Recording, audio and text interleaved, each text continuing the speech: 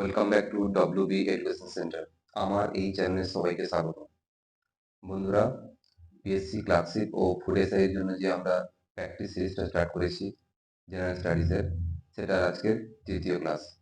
যারা এই চ্যানেলে নতুন তারা এই চ্যানেলটাকে সাবস্ক্রাইব করে পাশে থাকা বেল আইকনটি টিপে রাখো, যাতে যখন আমরা যে কোনো ভিডিও আপলোড করি তোমাদের কাছে নোটিফিকেশন পৌঁছে যাবে। চলো আজকের ক্লাসটা স্টার্ট করা যাক।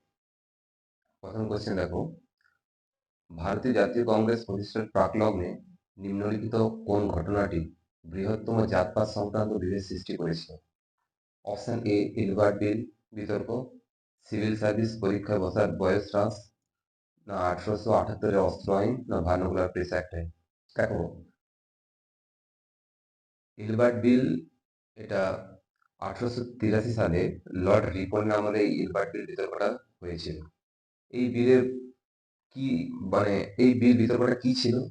অ্যাকচুয়ালি যখন কোনো আইন ক্ষেত্রে যখন কোনো দোষী যদি ব্রিটিশ হয় বা ইউরোপিয়ান হয়, তখন তারা তাদের জাজ বা উকিল হতো ব্রিটিশ বা ইউরোপিয়ান, তাদের মধ্যে তারা সেই মানে ম্যাটারটাকে জাজ করতো।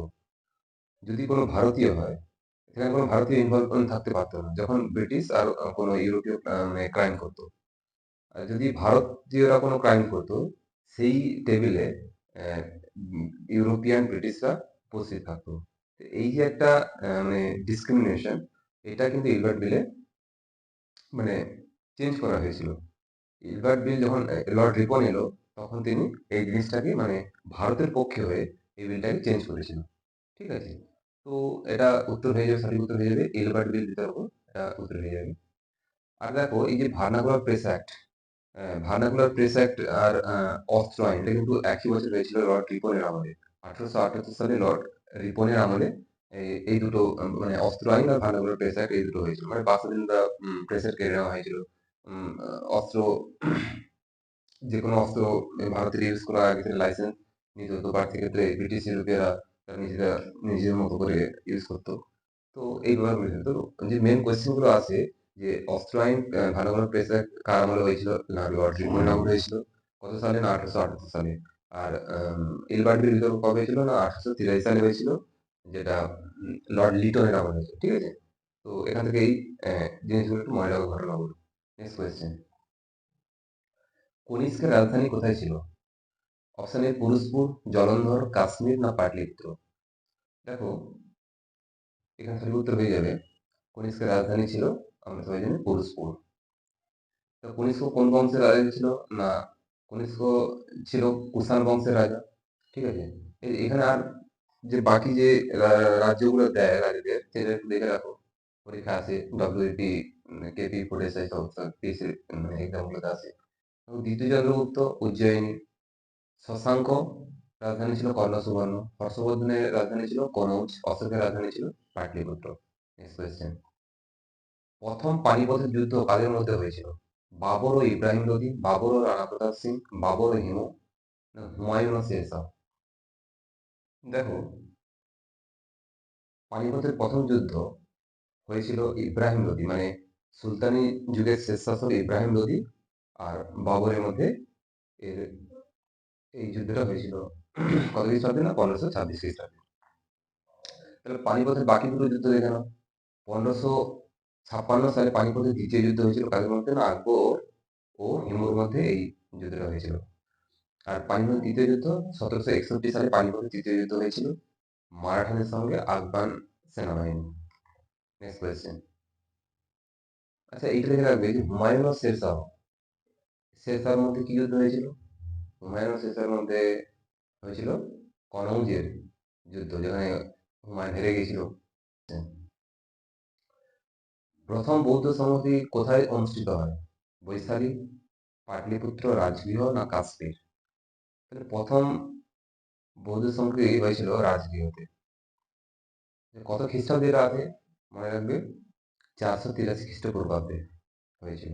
তো প্রথম বৌদ্ধ সমাধি হয়েছিল রাজগৃহে, কার আমলে? এটা মনে রাখবে, কোশ্চেন আসে এখান থেকে, কোশ্চেন দেয়, খুব কোশ্চেন করে এই চারটা বৌদ্ধ সমাধি সম্মেলন থেকে। প্রথমটা হয়েছিল কার আমলে? না অজাতশত্রুর আমলে হয়েছিল। কত বললাম? মানে 483 খ্রিস্টপূর্বাব্দে। দ্বিতীয় হয়েছিল বৈশালীতে কালাশোকের আমলে। কত খ্রিস্টাব্দে এটা আছে? 383 খ্রিস্টপূর্বাব্দে। আর তৃতীয় বৌদ্ধ সম্মেলন হয়েছিল কোথায়? না পাটলিপুত্রে। কার আমলে? অশোকের আমলে। কত খ্রিস্টাব্দে? না 251 খ্রিস্টপূর্বাব্দে। আর চতুর্থ বৌদ্ধ সংগতি হয়েছিল কাশ্মীরে কনিষ্কের আমলে। কত সালে? না এটা হয়ে যাবে 72 খ্রিস্টপূর্বাব্দে। সালগুলো আর কে করেছিল, কার আমল হয়েছিল, কোথায় হয়েছিল, এই জিনিসটা মনে রেখো। Next question. সূর্যের শক্তির প্রধান উৎস কি? হাইড্রোজেন ও নাইট্রোজেন, হিলিয়াম ও ক্লোরিন, হাইড্রোজেন ও হিলিয়াম, নাইট্রোজেন ও ক্লোরিন। তো দেখো, সূর্যের মধ্যে যে অ্যাকচুয়ালি শক্তি সৃষ্টি হয়, সূর্যের মধ্যে যে শক্তি সৃষ্টি হতে কোন বিক্রিয়ার মাধ্যমে সেটা আসে কোশ্চেন। সেটা হবে নিউক্লিয়াস সংযোজন বা ফিউশনের মাধ্যমে সূর্যের মধ্যে হয়। আর হাইড্রোজেন বোমার মধ্যেও এই নিউক্লিয়াস সংযোজন বা ফিউশন। আর এটা আছে নিউক্লিয়ার বিভাজন। নিউক্লিয়ার বিভাজনটা পরমাণু মানে পারমাণবিক বোমাতে হয়। নিউক্লিয়ার বিভাজন বা সেটা হচ্ছে ফিউশন। এটা ফিউশন মনে রেখো, অনেক সময় ইংলিশ টার্ম দিয়ে দেয়। নিউক্লিয়ার ফিউশন সংযোজন আর নিউক্লিয়ার ফিশন বিয়োজন, যেটা পরমাণুতে। তাহলে সংযোজন কোথায় কোথায় হয়? সূর্যে হয় আর হাইড্রোজেন বোমাতে হয়। পারমাণবিক বোমাতে নিউক্লিয়ার বিভাজন হয়। তাহলে এখানে সঠিক উত্তর হয়ে যাবে হাইড্রোজেন ও হিলিয়াম। ঠিক আছে, নেক্সট কোয়েশ্চেন। জেলার মুখ্য রাজস্ব আদায়কারী কে? জেলা শাসক, জেলা পুলিশ সুপার, রাজ্যপাল না মুখ্যমন্ত্রী? দেখো, জেলার যে মুখ্য রাজস্ব আদায় করেন তিনি হচ্ছে, সঠিক উত্তর হয়ে যাবে জেলা শাসক। ঠিক আছে, নেক্সট কোয়েশ্চেন। পি.এন. ঠাকুর কার ছদ্মনাম ছিল? Option A Rashbehari Bose, Subhashchandra Bose, Hemchandra Kanungo, Sachindranath Sanyal. ঠিক আছে, তো দেখো, এই যে ছদ্মনামগুলো, কার কোন ছদ্মনাম ছিল, এখান থেকে ডব্লিউপিও কোয়েশ্চেন তোলে, কেপি তোলে, আর পিএসসিও তোলে এদের থেকে। তো এটা মনে রাখো, পি.এন. ঠাকুর হচ্ছে রাসবিহারী বসুর ছদ্মনাম ছিল। বাকি কিছু আমি ইম্পর্টেন্ট দিকে বিভিন্ন মানে এক্সামে এসছে, যেটা অনিলা দেবী কার ছদ্মনাম ছিল? না শরৎচন্দ্র চট্টোপাধ্যায়। পরশুরাম কার ছিল? না রাজশেখর বসু ছদ্মনাম ছিল। হুতুম পেঁচা এটা ছিল কালী প্রসন্ন সিংহ। যাযাবর কার ছদ্মনাম ছিল? না বিনয় মুখোপাধ্যায়। আর মৌমাছি কার ছদ্মনাম ছিল? বিমল ঘোষ। এখানে বিভিন্ন পরীক্ষা থেকে আসা ইম্পর্টেন্ট ছদ্মনামগুলো একটু মনে রেখো। Next question. ইসরোয়ের চেয়ারপারসন কে? কে শিবান, বিকাশ সিংহ, এস সোমনাথ না A K Mohanty?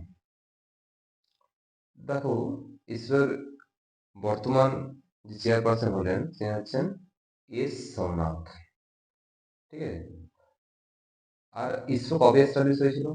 ISRO establish হয়েছিল 1969 সালে। ইসরোর হেডকোয়ার্টার কোথায় আছে? না ব্যাঙ্গালোরতে আছে। ঠিক আছে, নেক্সট কোয়েশ্চেন। রবি শস্য কোন সময় রোপণ করা হয়? September October, October November, June July না মে জুলাই? তো দেখো, যে আমাদের রবি শস্যগুলো, রবি শস্য বলো, খারিফ শস্য, জায়দ শস্য, এই যে আমাদের তিনটি প্রধান শস্য আছে, এটা কোন সময় রোপণ করা হয়, কোন সময় কাটা হয়, এই টাইম পিরিয়ড গুলো, আর কি কি রবি শস্য কোনগুলো, খারিফ শস্য কোনগুলো, এগুলো একটু জেনে রাখো। দেখো, আমাদের যে কৃষি বৎসর আছে, যেটা আমাদের, এটা মনে রাখো, জুলাই থেকে জুন কিন্তু আমাদের কৃষি বৎসর। যদি ফাইন্যান্সিয়াল ইয়ার বলা হয় তাহলে সেটা হবে এপ্রিল থেকে মার্চ। যদি কৃষি বছর বলা হয়, এটা আসে কোশ্চেন, কৃষি বছর হবে জুলাই থেকে জুন।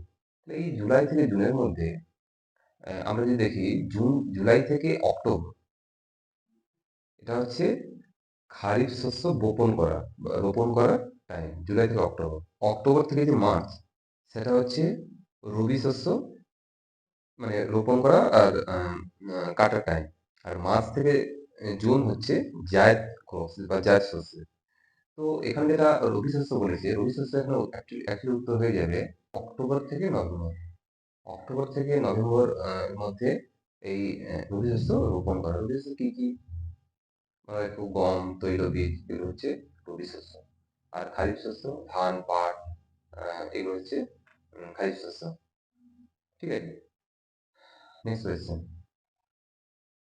মিতিন মাসির স্রষ্টা কোন লেখক? সুচিত্রা ভট্টাচার্য, বাণী বসু, নবনীতা দেবসেন না শীর্ষেন্দু মুখোপাধ্যায়? দেখো, মিতিন মাসির স্রষ্টা, এই যে কে কোন চরিত্রের স্রষ্টা, এইসব গুলো একটু জেনে রাখবে। এটা হচ্ছে সুচিত্রা ভট্টাচার্য, এটা তাহলে উত্তর হয়ে যাবে। আরো বেশ কিছু, যেমন ফেলুদা চরিত্রের স্রষ্টা কে? সত্যজিৎ রায়। আরো যেমন আছে ব্যোমকেশ চরিত্রের স্রষ্টা কে? না শরদিন্দু বন্দ্যোপাধ্যায়। ঠিক আছে? আর এরকম যে চরিত্রগুলো, স্রষ্টাগুলো একটু মনে রেখো। ঠিক আছে? তো আজকের ক্লাসটা এখানে শেষ করা যাক। এই ছিল আজকের মতো 10টা কোয়েশ্চেন। আবার দেখা হবে নেক্সট ক্লাসে।